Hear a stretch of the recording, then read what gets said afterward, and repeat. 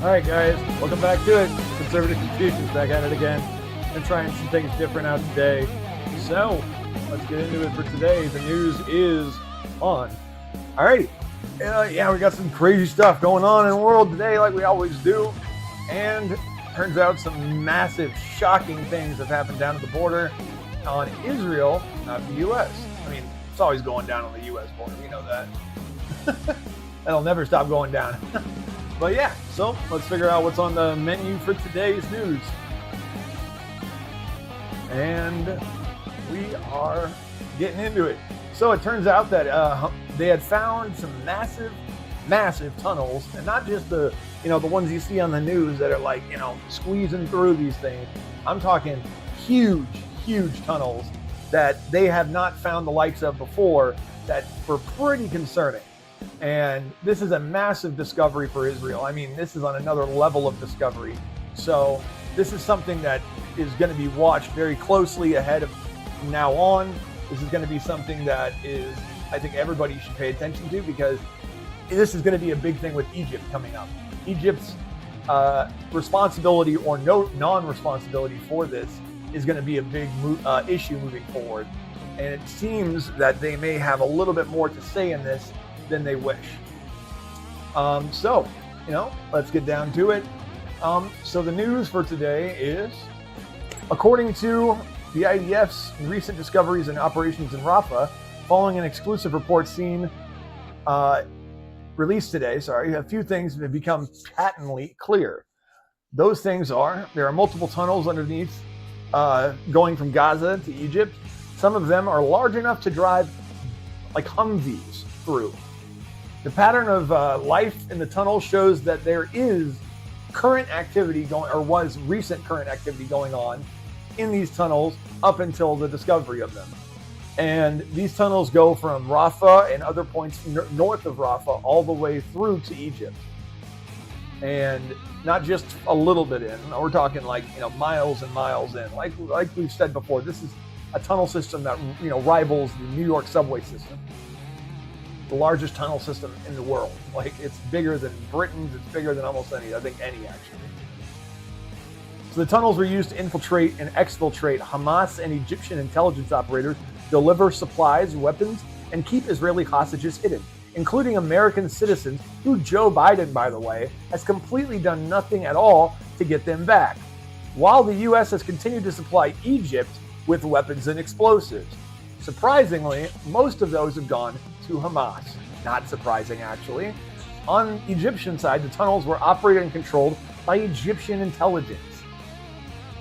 We're supposed to have a cold peace, or whatever you want to call it. The U.S. has known about these tunnels for years and done nothing. And what's crazy is Egypt had told us that they had not only gotten rid of the majority of the tunnels, but all of them. They had flooded them, and that was common knowledge.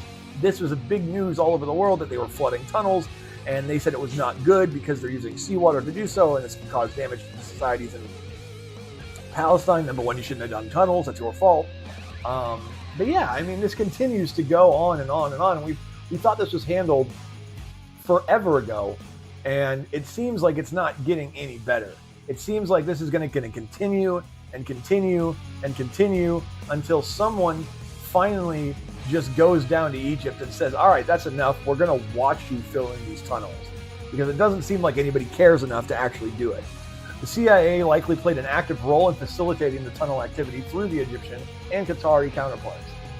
Through their Egyptian and Qatari counterparts.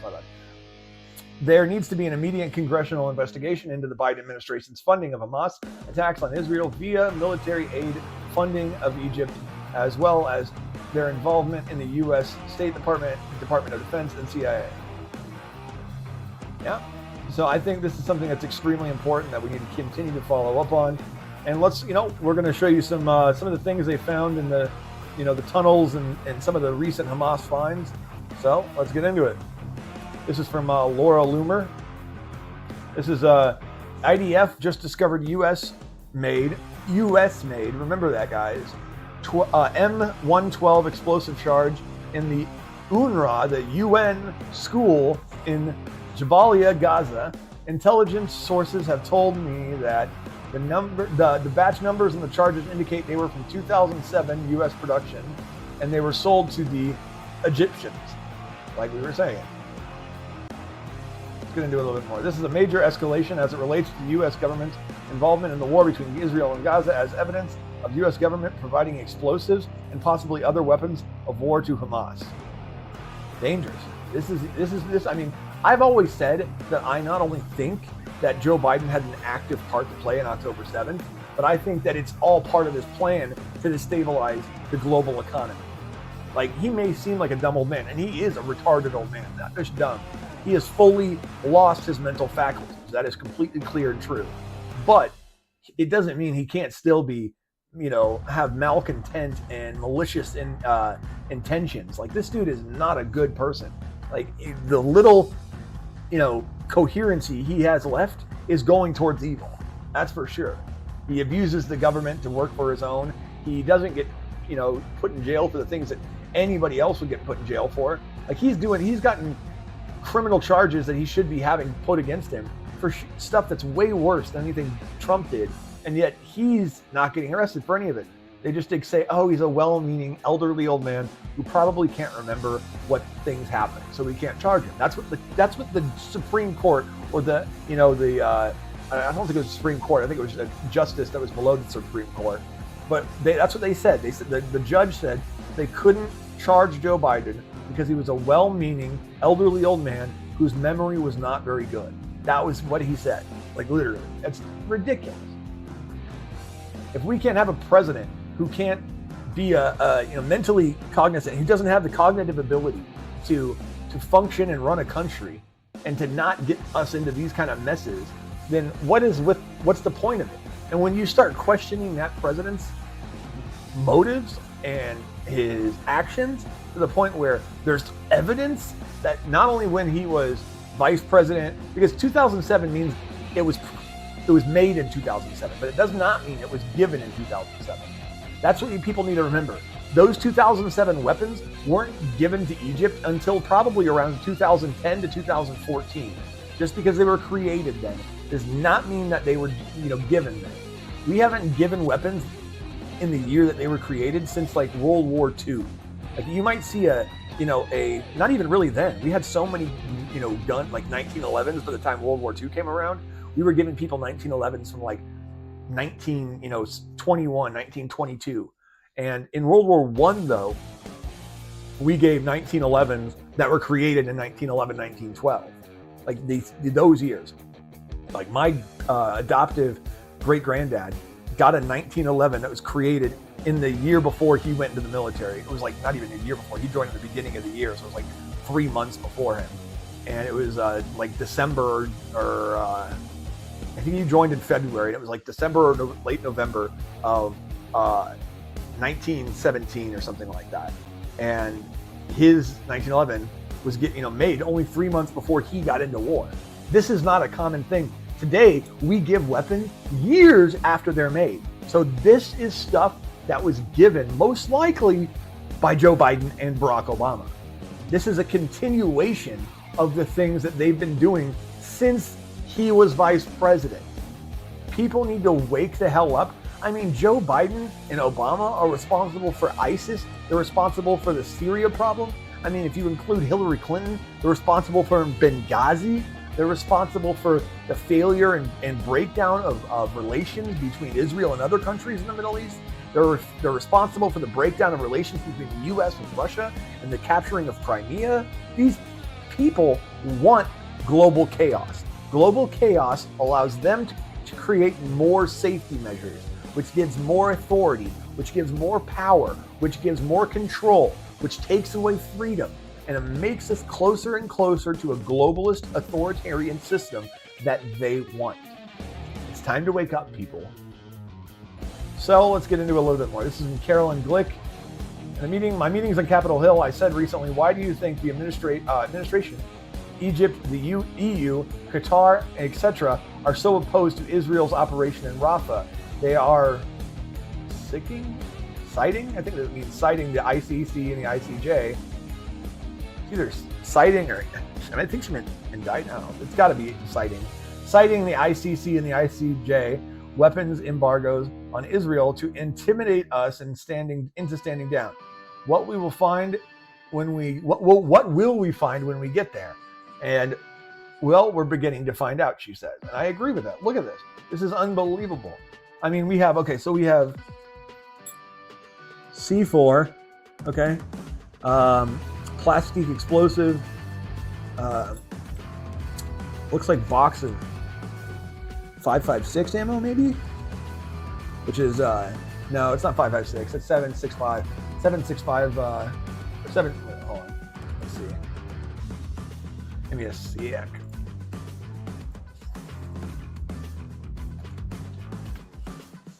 Okay, yeah, so it's 7.62, like I thought. 7.62 ammo for what looks like that's a banana clip for an AK-47. It's just what we call them. But yeah, so that's a banana clip for an AK-47. You got, I don't know, the hose must just be a hose. But yeah, you got C4, it looks like. You got, so there you go, you got a AK-47. Let's get into this a little bit more. Let's see if I can zoom in on this baby. All right, here we go.